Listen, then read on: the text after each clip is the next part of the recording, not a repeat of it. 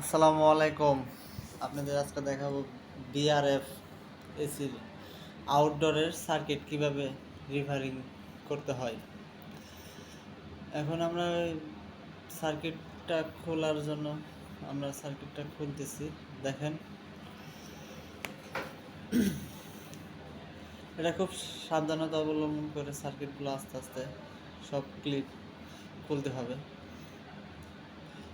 খুব সাবধানতা অবলম্বন করতে হবে, কারণ সাবধানতা অবলম্বন না করলে দেখা যাচ্ছে অনেক সময় আপনার এই সার্কিটটা এই একটু কোনো কিছু লেগে ভেঙে যেতে পারে।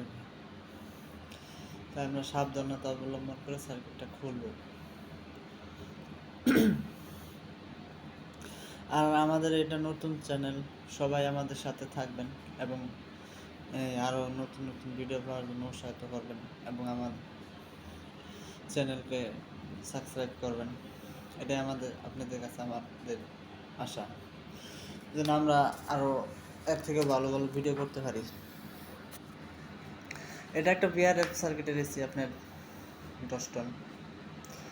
সার্কিটটা খোলা কমপ্লিট। এখন সার্কিটে কি সমস্যা, ঠিক আছে, এটা আপনাদেরকে পুরোটা ধাপে ধাপে দেখানো হবে। দেখতে থাকেন। এটা অন্য একটা সার্কিট।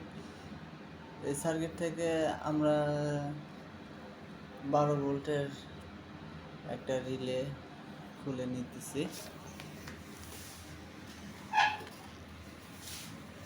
দেখেন,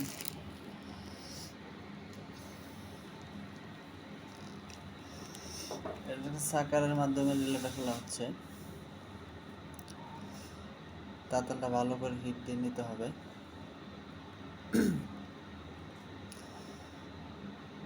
হিট দেওয়ার সাথে সাথে আপনার এই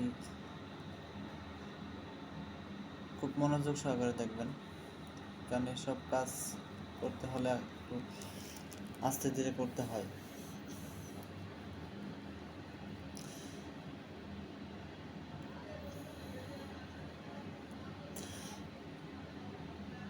এটা আপনার কি সমস্যা এটা আমরা দেখব। এটা আপনার রিলে, ঠিক আছে। এটা হচ্ছে আপনার নর্মালি ক্লোজ অবস্থায় আছে, আর এটা হচ্ছে নর্মালি ওপেনের জায়গায় নর্মালি ক্লোজ দেখাচ্ছে, মানে রিলেটার সমস্যা। মানে এটা আমরা এখন চেঞ্জ করব। এটা হচ্ছে নর্মালি ওপেন থাকার কথা, এটা নর্মালি ক্লোজ দেখাচ্ছে।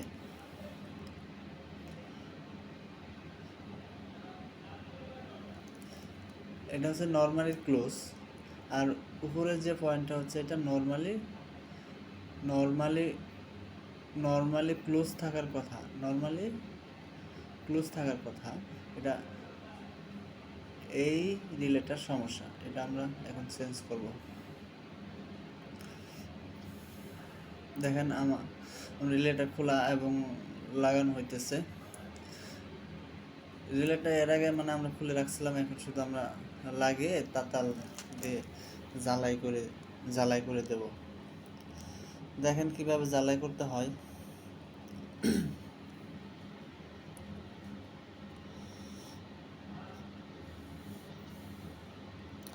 কারণ এইসব কাজ আপনারা করতে পারবেন যদি একটু মনোযোগ সহকারে ভিডিওটা ধৈর্য সহকারে দেখেন। কারণ ইলেকট্রিক জিনিস সামান্য একটু কিছু থেকেই মানে সমস্যা সৃষ্টি হয়।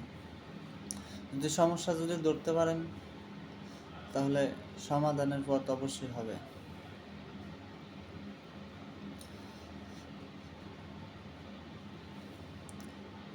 এটা নতুন ভাইদের জন্য একটা ভিডিও করা হয়েছে। যারা পুরাতন আছেন তো তারা তো খুব সহজেই ধরে ফেলতে পারবেন, যারা নতুন তারা তো সহজে সমস্যা ধরতে পারবে না।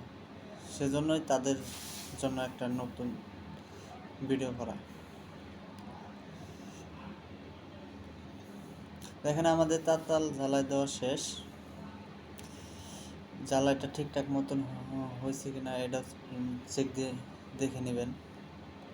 কারণ জ্বালাই অনেক সময় আপনার দেখা যাচ্ছে যে এই ঠিকঠাক মতন বসে না এটার।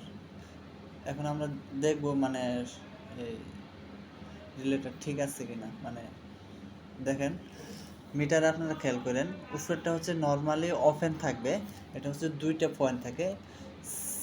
এটা পুরা সার্কিটের আপনার 6টা রিলে আছে, 6টা রিলে থেকে একটা রিলের সমস্যা হয়েছে।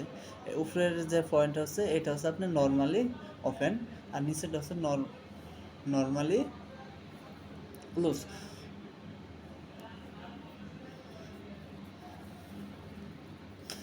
এটা হচ্ছে নর্মালি ওপেন, উপরেরটা হচ্ছে নর্মালি ওপেন। এটা কোনো মিটারে তো কোনো এম্পিয়ার শো করবে না।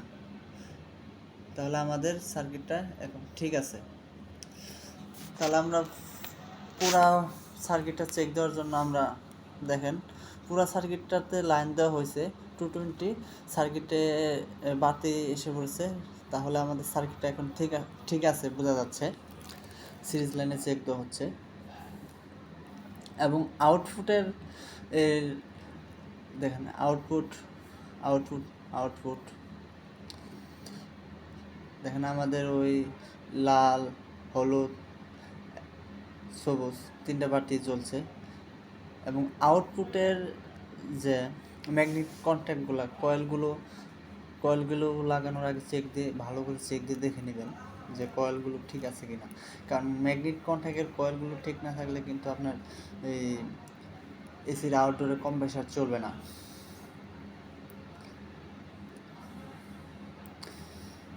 সব কিছু ধাপে ধাপে মানে করে নেবেন, কারণ ইলেকট্রিক জিনিস, কারণ আপনার আউটপুট এসির আউটডোরের কম্প্রেসারের আউটপুট 3 পিস লাইনের কম্প্রেসার ইয়েলো ব্লু কালার।